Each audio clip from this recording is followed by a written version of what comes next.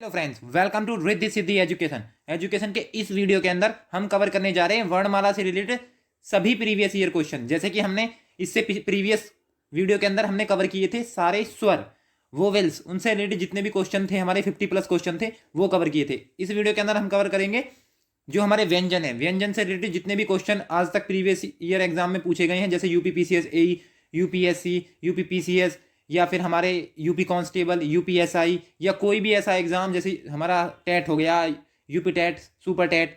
ठीक है, जहाँ भी हमारा Hindi as a syllabus mention है और जहाँ पे हमारी हिंदी पूछी जाती है, वो सारे प्रीवियस ईयर क्वेश्चन हम इसके अंदर कवर करेंगे जो व्यंजन से रिलेटेड है। फिर उसके बाद एक वीडियो आएगी, उसके अंदर हम स्वर व्यंजन दोनों से रिलेटेड जो मिसलेनियस क्वेश्चन होंगे, ठीक है, डिफरेंट डिफरेंट एग्जाम में पूछे गए होंगे, वो कवर करेंगे। ठीक है, आइए शुरू करते हैं। बात करें हमारा पहला क्वेश्चन व्यंजन से रिलेटेड जो है वर्णमाला का, वो है निम्नलिखित में से कंठ्य ध्वनि कौन सी है।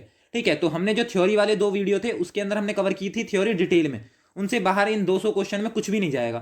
ठीक है, तो वो थ्योरी यदि आपने ढंग से देखी है दोनों वीडियो, तो उसके बाद ये सारे क्वेश्चन बहुत ही आसानी से कर दोगे आप। ठीक है, जैसे कि बात करें कंठ्य ध्वनि की, तो कंठ्य ध्वनि हम जानते हैं कौन कौन सी बताई थी हमने वहां पे।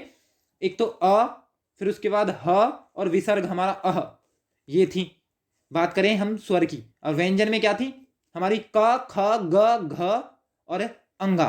ठीक है, तो इसमें कौन सी है इन सारे इनमें से, तो इसमें हमारा पहला ही ऑप्शन है क ख। तो क ख कौन से व्यंजन है हमारे, ये आ जाएंगे हमारे कौन से, कंठ्य ध्वनियां। ठीक है, च छ च ज की बात करें तो कैसी है हमारी, संघर्ष, इस पर संघर्षी। ये रे की बात करें तो ये क्या है, अंतस्थ व्यंजन। टे ठे की बात करें तो कचट तप, बताया था ना मैं ट्रिक, कचट तप। तो कचट तीसरे नंबर पे, और वहां पे केटीएम 2, तो केटीएम में, तो क्या आ गया हमारा मूर्धन्य। तो क्या आएगा हमारा टे, टे वाला वर्ग क्या आ जाएगा हमारा मूर्धन्य। इसका मतलब इसका सही आंसर क्या है, वो है हमारा क और ख, पहला ही ऑप्शन सही है इसका। ठीक है, उसके बाद नेक्स्ट की बात करें तो निम्नलिखित में से हिंदी के कंठ ध्वनियां हैं।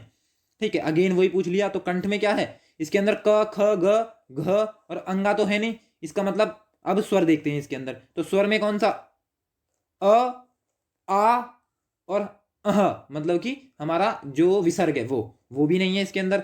तो बचा क्या हमारा, एक ही बचा हमारा ह। तो ह इसके अंदर है, जैसे कि मैंने वहां क्या क्या बताए थे, कंठ के अंदर कौन कौन से आते हैं।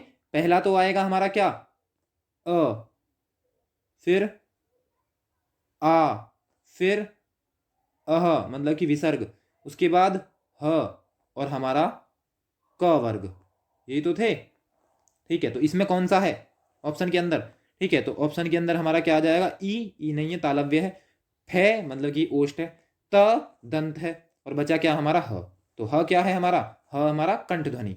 ठीक है, तो इसका जो ऑप्शन है वो क्या होगा, ऑप्शन डी। उसके बाद बात करते हैं निम्न में से कंठ वर्ण कौन सा है।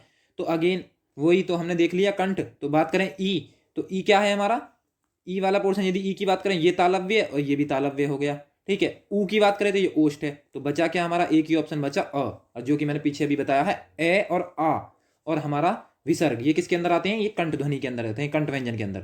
ठीक है, फिर उसके बाद बात करें नेक्स्ट, निम्नलिखित में से कंठ्य वर्ण है। तो ये देख चुके हैं हम अभी, क्या क्या आया था उसमें, ए आ है और विसर्ग। ठीक है, तो ऑप्शन बी इसका सही होगा। ठीक है, इसे देखने से पहले आप पहले थ्योरी के दोनों क्वेश्चन, दोनों वीडियो देख लें, जिसके अंदर एक के अंदर स्वर डिटेल में कवर कराया है, व्यंजन का बेसिक्स, और दूसरे में व्यंजन पूरा डिटेल में कवर कराया है। ठीक है, उसके बाद ये देखोगे तो आप 200 के 200 क्वेश्चन बहुत ही आसानी से लगा लोगे। ठीक है, बात करें घ, तो क ख ग घ किसके हैं, ये थे हमारे कंठ, अभी देखा है। ठीक है, तो क्या आ जाएगा, ऑप्शन बी इसका आंसर है। उसके बाद बात करें हिंदी में से ध्वनि है, बात करें से। ठीक है, तो इस बार क्या पूछा है, से उच्चारण स्थान की बात करें से की, तो ध्वनि कैसी है से है हमारी तालु। यज्ञ ईस, वहां बताया था यज्ञ ईस तालु, तो क्या था पहले देख लेते हैं। एक तो बताया था कचट तप, एक तो ये याद रखना है, कचट तप। ठीक है, और इधर इसके केटीएम 2, केटीएम 2, यही तो था। अब देख लो इसी से रिलेट करके, ये क्या है इसका मतलब, तो क्या था कंठ। ठीक है, तो क्या जाएगा, पहला क्या आएगा हमारा कंठ, क वर्ग कंठ, च वर्ग तालव्य, ट वर्ग मूर्धन्य, त वर्ग दंत और प वर्ग ओष्ठ। ठीक है, तो ये चीज यहां से क्लियर हुई एक तो। ठीक है, उसके बाद की बात करें तो ये तो हो गया हमारा केटीएम 2 ट्रिक। उसके बाद बात करें इसी में ही, तो यज्ञ ईस, जैसे यहां पे हमने देखा कि जो हमारा इसमें घ की बात करें तो तालव्य के अंदर क्या आ रहा है हमारा, तालव्य के अंदर आ रहा चे पूरा वर्ग, चे छे जे झे और हमारा इया। ठीक है, तो क्या आएगा, चे छे जे झे, तो ये तो आ गया, ये इसमें ऑप्शन में है नहीं, तो से पूछा है। चे छे जे के अलावा जो आएगा इसके अंदर वो आता है हमारा यज्ञ ईस। क्या आता है, यज्ञ ईस। ये भी हमारे तालव्य हैं, यज्ञ ईस। ठीक है, इसका मतलब इसके अंदर से आ गया, तो ये से भी क्या है हमारा, ये से भी हमारा तालव्य है, तो इसका सही आंसर क्या होगा, इसका सही आंसर होगा हमारा तालव्य। तो से उच्चारण स्थान क्या है, तालव्य। ठीक है, उच्चारण स्थान पूछे या से ध्वनि कैसी है, वो भी हमारी तालव्य। नेक्स्ट क्वेश्चन पे आते हैं, ये का उच्चारण स्थान क्या है, तो ये रे ले वे ये क्या है, अंतस्थ व्यंजन है। ठीक है, अब हम उच्चारण स्थान की बात करें तो ये का उच्चारण स्थान क्या होगा, अभी देखा हमने यज्ञ ईस क्या थी, छह वर्ग, और यज्ञ ईस पूरे क्या है, तालव्य। तो ये भी क्या आ जाएगा हमारा, ये भी आ जाएगा हमारा तालव्य, मतलब तालु। ठीक है, उसके बाद नेक्स्ट ई अभी बताया था तालव्य था, च वर्ग पूरा का पूरा तालव्य था, इसका मतलब यही चीज पूछ ली हमसे, तो ये भी क्या होगा हमारा तालव्य व्यंजन। ठीक है, क्या है ये, तालव्य। इसके अंदर और क्या आएगा, यज्ञ ईस, यज्ञ ईस, बाकी सब तो मेंशन है इसके अंदर, बस एक चीज और याद रखनी है, यज्ञ ईस। तो ये भी क्या है हमारे, ये भी हमारे तालव्य, यज्ञ ईस, ई दोनों आ जाएंगे इसके अंदर, और से आ जाएगा हमारा। ठीक है, तो ये क्या है, यज्ञ ईस, ये इसकी ट्रिक हो जाएगी, ऑप्शन सी इसका सही आंसर है। उसके बाद किस व्यंजन का उच्चारण स्थान तालव्य होता है, तो यज्ञ ईस में से है कुछ, यज्ञ ईस नहीं है। चे छे जे जे है कहीं, है, छह मिल गया हमें, तो क्या आ जाएगा, 20 का सही आंसर है। उसके बाद बात करें हम उच्चारण स्थान के आधार पर, यह है अंगा।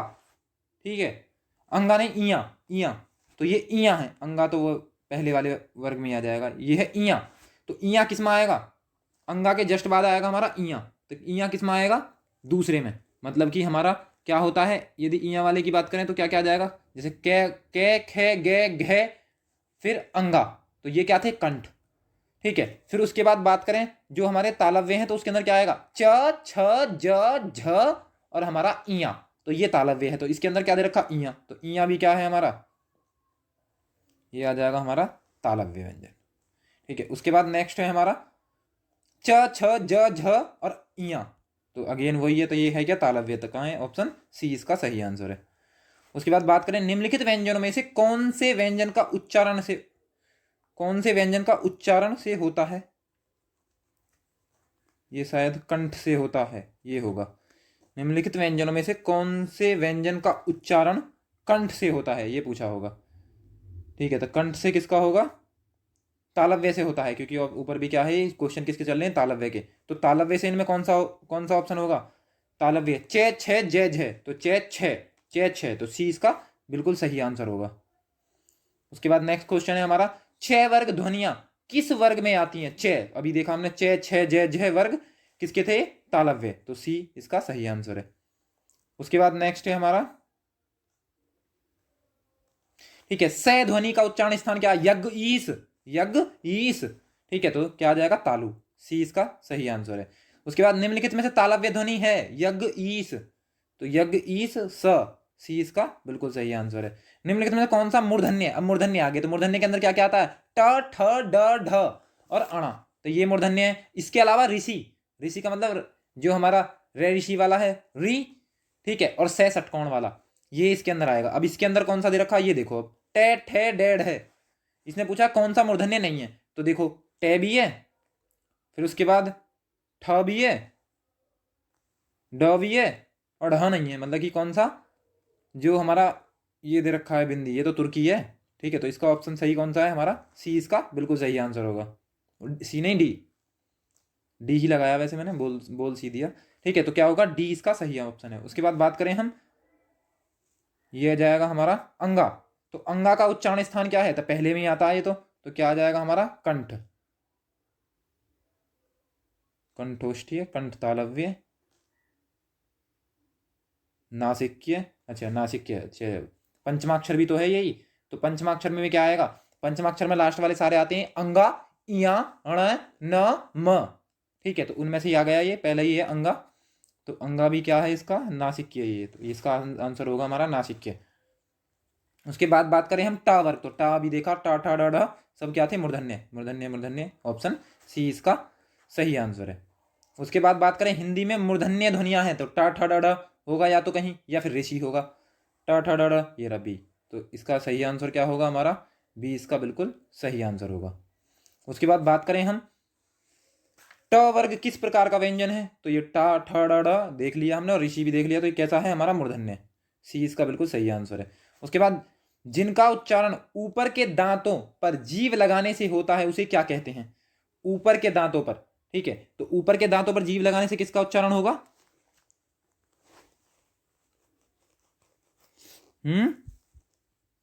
दांत लगा रहे हैं तो इसका मतलब क्या आएगा? बात किसकी आ गई? हमारी दांत की। तो क्या आ जाएगा हमारा ये इसके अंदर? यदि ऊपर के दांतों पर लगाने से हो रहा है तो क्या आएगा हमारा? इसका आंसर होगा बिल्कुल सही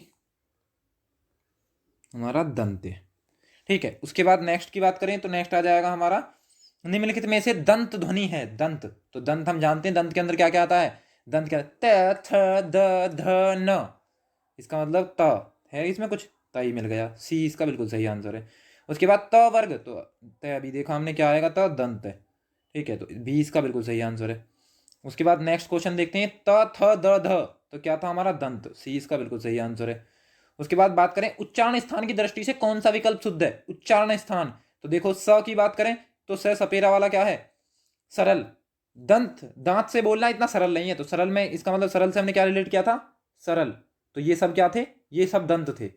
और हमारा पूरा का पूरा तय वर्ग ये हमारे दंत के अंदर ही आएंगे। ठीक है, तो ये दो चीज हमें याद रखनी है। अब देखो स दंत है, स षटकोण वाला क्या है? मूर्धन्य। स सलजम वाला क्या है? इसका स षटकोण वाला मूर्धन्य था, स सलजम वाला क्या है? ये तो बिल्कुल ही उल्टे कर दिए, दोनों गलत है। ये स सलजम वाला तालव्य है, ये वाला बात करें ये इसकी, तो ये तालव्य होना चाहिए, मूर्धन्य लिख रहा है। ये मूर्धन्य होना चाहिए, तालव्य लिख रहा है। च, च हमारा क्या होना चाहिए? स्पर्शी, मतलब कि कैसा है? कचट तप, कचट तप। तो कच दूसरे पाया और वहां केटीएम दो, मतलब कि तालव्य होना चाहिए, तो यहाँ कंठ लिख रहा है, ये भी गलत है। इसका मतलब इसका सही आंसर क्या है? पहला ऑप्शन इसका बिल्कुल सही आंसर है। स क्या है हमारा? सरल। सरल ट्रिक याद रखनी है, एक तो पूरा का पूरा तय वर्ग और उसके साथ सरल याद रखना है, तो ये हो जाएगा दंत। उसके बाद बात करें तय उच्चारण स्थान, तो ये भी आ जाएगा तुरंत। तय हमारा दंत किधर? ऑप्शन डी इसका सही आंसर है। उसके बाद बात करें निम्न में से दंत वर्ण है, तो तय कहाँ है? सी इसका सही आंसर है। उसके बाद द ध्वनि का उच्चारण स्थान के आधार पर होता है। द, त थ द ध, तो क्या आ जाएगा? दंत। बी इसका बिल्कुल सही आंसर है। ठीक है, निम्न में से दंत ध्वनि है, दंत त थ द ध, दंत ध्वनि है सरल, अभी बताया था ना सरल, तो सरल में ले आया था, तो ये भी क्या है? हमारी दंत है। ठीक है, मतलब कि यदि पूरी वीडियो देखी होंगी वो दोनों थ्योरी वाली, तो बहुत ही ईजी लगेगा। उसके साथ भी मैं बताता जा रहा हूँ कैसे रिलेट करना है चीज़ों को, कैसे याद रखना है। नहीं भी देखी उसके बावजूद भी आप इसे कर लोगे। ठीक है, जैसे पा फा बा भा, पा फा बा भा, बिना होठ मिलाए बोल के देखो, पा फा बा भा, कुछ नहीं बोल पाओगे। ठीक है, तो पा फा बा भा में क्या है? ये ओष्ठ, होठों की सहायता से बोलते हैं, तो ओष्ठी है, तो ये ओष्ठीय ध्वनि है। उसके बाद बात करें निम्नलिखित में तो ओष्ठीय ध्वनि नहीं है, तो च, च तो स्पर्शी है, मतलब कि कचटतप, मतलब कि केटीएम दो, मतलब कि तालव्य है। भय की बात करें तो ओष्ठ है, पै की बात करें तो ओष्ठ है, मैं की बात करें तो हमारा ओष्ठ है, तो नहीं है पूछा है, तो ऑप्शन ए इसका सही आंसर है, च। उसके बाद हिंदी की ओष्ठ व्यंजन ध्वनि है, ओष्ठ की बात करिए तो पे पे बे बे में, तो क्या आ जाएगा हमारा इसके अंदर? सी इसका बिल्कुल सही आंसर है। उसके बाद निम्न में से ओष्ठ वर्ण कौन सा है? ओष्ठ, ओष्ठ ऊ, तो ये भी तो ओष्ठ होते हैं, गोल आकृति होती है होठों की। ठीक है, तो डी इसका सही आंसर था। उसके बाद हिंदी की बै ध्वनि है, बै, पे फे बे भे, तो क्या आ जाएगा हमारा? ओष्ठ, ओष्ठ ध्वनि। बी इसका बिल्कुल सही आंसर है। उसके बाद निम्न में से अंतस्थ व्यंजन, तो अंतस्थ व्यंजन क्या होता है? ये रे लव, ये रे लव, अंतस्थ व्यंजन, ये रे लव, अंतस्थ व्यंजन, तो डी इसका बिल्कुल सही आंसर है। उसके बाद इनमें से कौन सा वर्ण स्पर्श व्यंजन नहीं है? तो च वाला पूरा वर्ग स्पर्श संघर्ष ही होता है वैसे तो। ठीक है, और स्पर्श के अंदर सारे आते हैं, जितने भी वर्ग हैं 25 थे ना वर्गीय व्यंजन, उन्हें स्पर्श व्यंजन बोलते हैं। तो क वर्ग था, ट वर्ग था, च वर्ग था, लेकिन ये रेलवे क्या होता? अंतस्थ व्यंजन, तो ये इसका बिल्कुल सही आंसर है, डी। उसके बाद बात करें अंतस्थ व्यंजन है, तो यर अलावा इतनी देर से ट्राई कर रहे हैं, यर अलावा, तो ये है ये वेर है, यही इसका सी बिल्कुल सही आंसर था। निम्न में से अर्धस्वर कहलाते हैं, अर्धस्वर, तो मैंने ये बताया था थ्योरी के अंदर भी, क्या? ये, र, ल और व। ठीक है, तो इनमें ये जो लास्ट के दो हैं ये तो हैं हमारे अर्धस्वर, और जो रे है ये है लूठित, और ले लूठित नहीं पार्श्विक है, तो ये चीज हमने वहीं क्लियर की थी, तो अब वो ही चीज यहाँ पे हम देख रहे हैं। तो क्या आएगा? अर्धस्वर, तो अर्धस्वर में क्या आएगा, ये और ये रे ले वे, तो ये और वे क्या होते हैं, अर्धस्वर, वे इसके अंदर है नहीं ऑप्शन के अंदर, तो ये ही मिला, ऑप्शन ए इसका सही आंसर था। निम्नलिखित में से कौन सा अंतस्थ व्यंजन है, तो ये रे ले वे, ये रे ले वे, ये रे ले वे, तो ये रे ले वे, ये रे ले वे, ले आ गया, ए इसका बिल्कुल सही आंसर है। उसके बाद बात करें दो व्यंजन जय एक साथ मिलते हैं, जब होगा ये, जब एक साथ मिलते हैं तो क्या कहलाते हैं, तो दो व्यंजन एक साथ मिले तो क्या बोलेंगे, संयुक्त व्यंजन। तो संयुक्त व्यंजन कहाँ है हमारा, संयुक्त व्यंजन ये रे, ये इसका बिल्कुल सही आंसर है। उसके बाद बात करें हम निम्न में से संयुक्त व्यंजन कौन सा नहीं है, तो संयुक्त व्यंजन वैसे होते कितने हैं हमारे, चार होते हैं मेनली, ठीक है। तो त्र आ गया, स्र आ गया, उसके अंदर छ आ गया, और हमारा क्या आ जाएगा उसी के अंदर ज्या, ठीक है। तो यही होते हैं। निम्नलिखित में से संयुक्त व्यंजन कौन सा नहीं है, तो जो त्रा है, इसके अंदर छ है, इसके अंदर ज्या है, ये नहीं है, ये तो अंतस्थ व्यंजन था, अभी देखा था, यर अलावा, यर अलावा, तो ए इसका बिल्कुल सही ऑप्शन है। उसके बाद बात करें हम श्रय एक संयुक्त व्यंजन है, इनमें किन दो वर्णों को सम्मिलित किया जाता है, श्रय, तो श्रय की बात करें तो संयुक्त व्यंजन है, हमने डिटेल में देखा है इसे। तो श्रय में श्रय वाला जो श्रय है, बात करते हैं यहाँ से कक्षा वाला छ, उसमें क और स आता है षटकोण वाला, लेकिन इसके अंदर स सपेरा वाला और रे दोनों आते हैं, तो स सपेरा नहीं, सलजम वाला, स सलजम वाला और रे, तो इसका सी बिल्कुल सही आंसर है। उसके बाद बात करें हम निम्नलिखित में से व्यंजनों में से कौन सा संयुक्त व्यंजन नहीं है, ठीक है, तो ये बोला नहीं है, तो इसमें से छ है, त्र है, स्र है, इसका मतलब से षटकोण वाला ये क्या है, मूर्धन्य है, यही इसका आंसर है।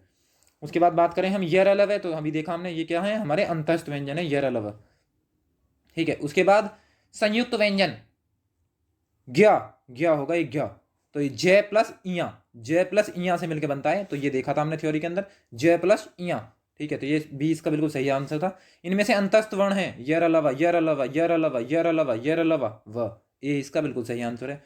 उसके बाद अंतस्थ व्यंजन कथन चुनिए, तो ये और वह क्या है, हमारी अर्धस्वर है, बिल्कुल सही है। व्यंजन का उच्चारण बिना स्वर की सहायता से हो सकता है, हो ही नहीं सकता बिना स्वर के मेल से, तो बी ही इसका बिल्कुल सही आंसर है।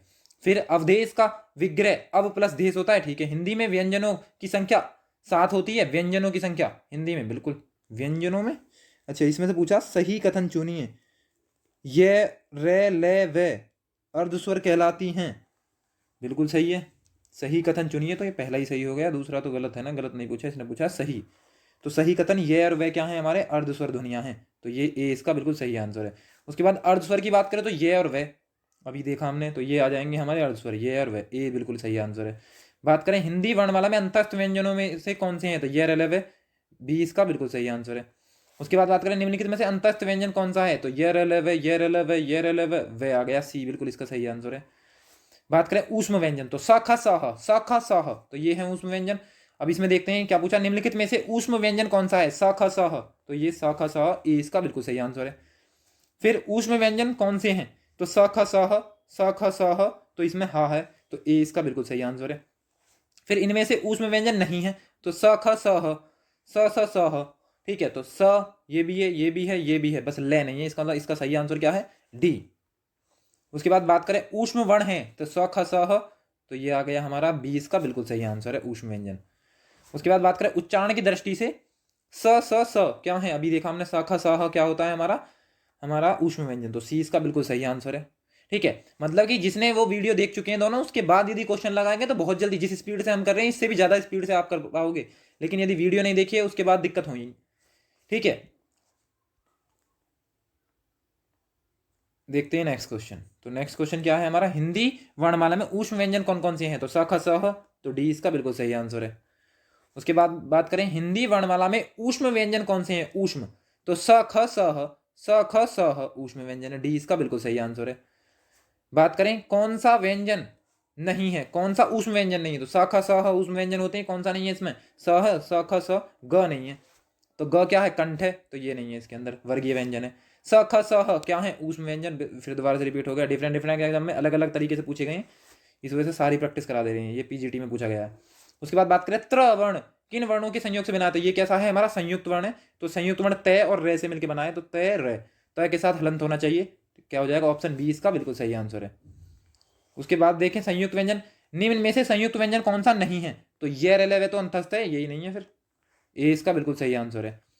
उसके बाद बात करें व्यंजन में श्रेय एक संयुक्त व्यंजन है, इनमें किन दो वर्णों का, तो श्रेय की बात करें तो इसमें क्या क्या आ जाएगा, श्री के अंदर स और रे, सी इसका बिल्कुल सही आंसर है। उसके बाद बात करें श्रेय संयुक्त रूप किस किस का है, ये भी सलजम वाला से और रे, तो कौन सा आ जाएगा, सी इसका बिल्कुल सही आंसर है। उसके बाद संयुक्त व्यंजन में ज्या ज्या ज्या बोलते हैं वैसे इसे ज्या, तो जय प्लस इया, जय प्लस इया, तो बी इसका बिल्कुल सही आंसर है। उसके बाद बात करें निम्न में से संयुक्त व्यंजन है, तो श्रेय श्रेय पहले ही इसका संयुक्त व्यंजन मिल गया, ए इसका बिल्कुल सही आंसर है। उसके बाद व्यंजन में देखें छ छ के एस एच, क्या लिखते हैं इंग्लिश में से, के एस एच, तो हमें पता है के मतलब के, और यदि क लिखना है क पूरा बिना हलंत के तो हम लिखते हैं इसकी इंग्लिश के ए, लेकिन क हलंत के साथ लिखना है तो इसे लिखते हैं हम खाली के। तो ये क्या है, ये है बस हलंत के साथ क, और उसके बाद एस एच का मतलब क्या हो जाएगा, क प्लस से षटकोण वाला से, तो इसका ऑप्शन क्या आ जाएगा, हमारा पहला ही ऑप्शन है, ए इसका सही आंसर है। उसके बाद बात करें निम्न में से कौन सा संयुक्त व्यंजन नहीं है, तो छह है, त्रय है, श्रेय है, लेकिन से षटकोण वाला नहीं है, ये बी इसका बिल्कुल सही आंसर है। उसके बाद अल्प अल्प प्राण वर्ण, तो अल्प प्राण क्या है हमारे, कौन कौन से को बोला था अल्प प्राण, पहला तीसरा और पांचवा अल्प प्राण है, दूसरा और चौथा जो वर्ग था हमारा वो क्या थे हमारे महाप्राण। तो अल्प प्राण के अंदर क्या आएगा, क च ट त प ये आएगा, ग ज ड द ब ये आएगा। उसके बाद पंचमाक्षर जो हमारे अंगा इया ण न म ये क्या है, ये सारे क्या हैं, ये हमारे अल्प प्राण है। इनमें से कौन सा व्यंजन अल्प प्राण है, तो अल्प प्राण देख लो अब कौन से आ रहा है, क ख, तो ख क्या हो गया हमारा महाप्राण है। फिर त थ भी हमारा क्या हो गया महाप्राण है, दूसरे वर्ग में आ गया। च छ, तो छ पहले भी आ रहा है, तो इसका मतलब यही क्या है हमारा, ये हमारा अल्प प्राण है, सी इसका बिल्कुल सही आंसर है। उसके बाद बात करें निम्नलिखित व्यंजन में से कौन सा महाप्राण है, तो महाप्राण क्या होगा, दूसरा और चौथा वर्ग। क पहला वर्ग है, नहीं हो सकता। उसके बाद ग क ख ग तीसरा है, नहीं हो सकता। ण पांचवा है, नहीं हो सकता। तो बचा क्या, ट ठ, ठ दूसरे वर्ग में आता था, इसका मतलब डी इसका बिल्कुल सही आंसर है। उसके बाद बात करें प्रत्येक वर्ग का दूसरा और चौथा वर्ण क्या कहलाता है, दूसरे और चौथे की बात करिए तो दूसरा चौथा क्या था, महाप्राण, अभी देखा है हमने, तो क्या आएगा महाप्राण, महाप्राण पहला ही महाप्राण व्यंजन, ए इसका बिल्कुल सही आंसर है। उसके बाद बात करें महाप्राण वर्ण, महाप्राण ध्वनियां व्यंजन वर्ग में किससे संबंधित है, महाप्राण ध्वनियां व्यंजन वर्ग में किससे संबंधित है, तो क्या आएगा हमारा दूसरा चौथा महाप्राण है, तो दूसरा चौथा हमारा सी बिल्कुल सही आंसर है। बात करें हिंदी के स्पर्श व्यंजनों में पांचों वर्गों में दूसरे और चौथे क्या कहलाते हैं, अभी देखिए हमने क्या कहलाएंगे, महाप्राण, तो बी इसका बिल्कुल सही आंसर है। उसके बाद देखते हैं निम्नलिखित में से कौन सा कथन अशुद्ध है, हिंदी में ज्या का उच्चारण परंपरा से भिन्न हो गया है, ठीक है हो गया है। दो महाप्राण व्यंजनों का उच्चारण एक साथ नहीं हो सकता, नहीं हो सकता, यही है, विसर्ग कंठ्य वर्ण होता है, बिल्कुल सही है। 6 संयुक्त व्यंजन बिल्कुल सही है, तो ये बी इसका बिल्कुल सही आंसर है, ठीक है बी होगा, दो महाप्राण व्यंजनों का उच्चारण एक साथ नहीं हो सकता, ठीक है। उसके बाद बात करें कौन सी ध्वनि महाप्राण नहीं है, तो क ख महाप्राण है। उसके बाद ज झ, ज तो पहले भी आ गया, इसका मतलब ये तो अल्प प्राण है, तो सी इसका बिल्कुल सही आंसर है। बाकी घ झ और ख ये है महाप्राण।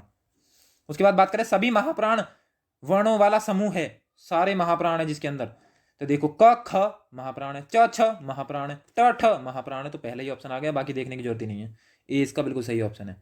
उसके बाद बात करें निम्न में से अल्प प्राण व्यंजन कौन सा है, अल्प मतलब पहला तीसरा और पांचवा, तो क ख दूसरे में आ गया, नहीं है। क ख ग तीसरे में आ गया, इसका मतलब यही इसका बिल्कुल सही आंसर है, ठीक है। बाकी घ और ठ क्या होते हैं, महाप्राण।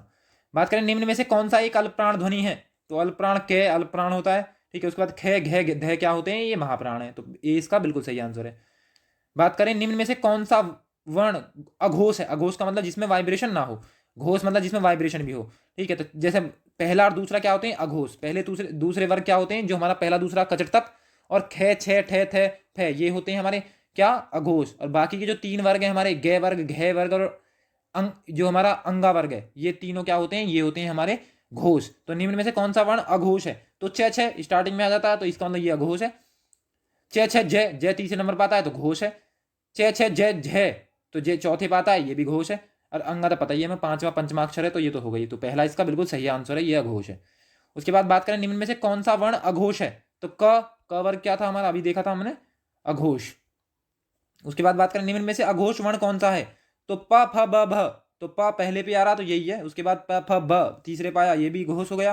क ख ग घ चौथे पाया, ये भी हो गया। क ख ग तीसरे पाया, ये भी हो गया। पहले और दूसरे वर्ग ही होते हैं क्योंकि हमारे अघोष, ठीक है, ए इसका बिल्कुल सही आंसर है। उसके बाद बात करें अघोष वर्ण कौन सा है, तो अघोष की बात करें तो सारे के सारे जो हमारे स्वर हैं वो तो घोष होते ही हैं, ठीक है। तो अघोष स्वर तो हो गया हमारा घोष, और जो है स ख स ये तो होते हैं अघोष, जबकि ह ह होता हमारा घोष। च छ ज तीसरे नंबर पर आ गया, इसका मतलब ये भी क्या है हमारा घोष। और स ख स ह तो स आ गया पहले नंबर पे, तो पहले वर्ग में आ गया ये, इस वजह से ये क्या है हमारा अघोष है। डी इसका बिल्कुल सही आंसर था। बात करें निम्नलिखित ध्वनियों में से कौन सी सुमेलित है, तो ग क्या है अघोष, सुमेलित है, अघोष नहीं है, ये तो घोष है, गलत। स ऊष्म व्यंजन है, बिल्कुल सही है। फ अल्पप्राण है, प फ ब, प फ ब, तो प फ, तो ये तो महाप्राण है, गलत। ठीक है, इसका मतलब ये भी गलत हो गया। उसके बाद ट ठ, ठ घोष है, दूसरे नंबर पे आ गया, कैसे हो जाएगा, ये भी गलत हो गया। उसके बाद बात करें ग की बात करें, क ख ग, तो ये तो घोष हो गया, ये भी गलत है। इसका मतलब इसका एक ही आंसर है हमारा सी। ठीक है, स एक ऊष्म व्यंजन है। उसके बाद बात करें निम्न में से घोष वर्ण कौन सा है, घोष, घोष घोष मतलब तीसरे, घोष के अंदर क्या आएगा, तीसरा चौथा पांचवा वर्ग, तो च छ ज, तो ये तो पहले ही घोष हो गया। क अघोष है, च अघोष है, ट अघोष है, ठीक है, वो अघोष, हाँ घोष पूछा है ना, तो जय सही आंसर है, तीसरे वर्ग में आएगा। सघोष, घोष मतलब, तो प फ ब स्टार्टिंग में आ गया, प गलत, प फ ब तीसरे नंबर पर आया, तो ये हमारा सघोष है। त थ दूसरे पे आ गया, नहीं है। स ख स, ये भी तीसरे में आ गया, ये भी हमारा क्या हो जाएगा, घोष हो जाएगा, क्योंकि स ख स भी तो आ गया इसमें, स ख स। अच्छा, स्टार्टिंग में स से स्टार्टिंग हो रही है, स तो वो वाला बाद में आता है, तो से आ जाएगा ये पहले पे, ये भी ये गलत हो गया। पहले तो ये आ गया पहले पे गलत, त था दूसरे पे आ गया, ये भी गलत, प पहले पे आ गया, ये गलत। इसका मतलब तीसरा चौथा पांचवा आना चाहिए, तो प फ ब ये तीसरा है, ये सी इसका बिल्कुल सही आंसर है। बात करें ऐसी कौन सी दो मात्राएं जिनका प्रयोग तो किया जाता है लेकिन किंतु समावेश स्वर में नहीं लेते, तो वो है हमारे नपुंसक या अयोग्यवाह, तो अन है, अनुस्वार और विसर्ग, बी इसका बिल्कुल सही आंसर है। उसके बाद बात करें हम अयोग्यवाह, अयोग्यवाह क्या कहते हैं, तो नपुंसक बोलते हैं इन्हें, तो क्या आ जाएंगे, अनुस्वार और विसर्ग, बी इसका बिल्कुल सही आंसर है। बात करें जीवा के आधार पर स्वरों के कितने प्रकार है, तो तीन होते हैं, अग्रस्वर, मध्यस्वर और पक्षस्वर, तो क्या आ जाएगा हमारा तीन, बी इसका बिल्कुल सही आंसर है। ठीक है, उसके बाद बात करें हम अयोग्यवाह कहा जाता है, तो विसर्ग और अनुस्वार को, तो अनुस्वार तो है नहीं ऑप्शन में, विसर्ग ए पहला ऑप्शन है, यही इसका सही है। बात करें वह, ये बहुत बार रिपीट हुआ, बहुत बार, तो ये दंत और ओष्ठ दोनों से बोला जाता है, मसूड़े का भी यूज होता है इसमें, तो बी दंतोष्ठ, बहुत बार रिपीट हुआ है ये क्वेश्चन, बहुत बार, बी दंतोष्ठ होता है वह, बस इतना सीधा सीधा याद रखना है इसे। हिंदी वर्णमाला में अयोग्यवाह वर्ण होते हैं, अन है, मतलब अनुस्वार और विसर्ग, तो मतलब डी इसका बिल्कुल सही आंसर है।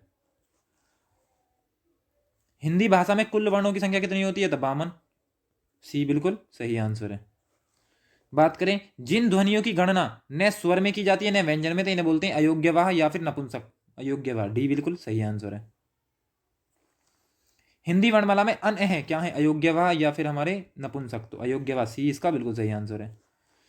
बात करें निम्नलिखित में से किसके अभाव में हम पढ़ नहीं सकते, ठीक है, तो क्या आ जाएगा, हम लिपि का परिचय वर्णमाला के क्रमबद्ध ज्ञान की वजह से, ठीक है, तो हम पढ़ नहीं सकते।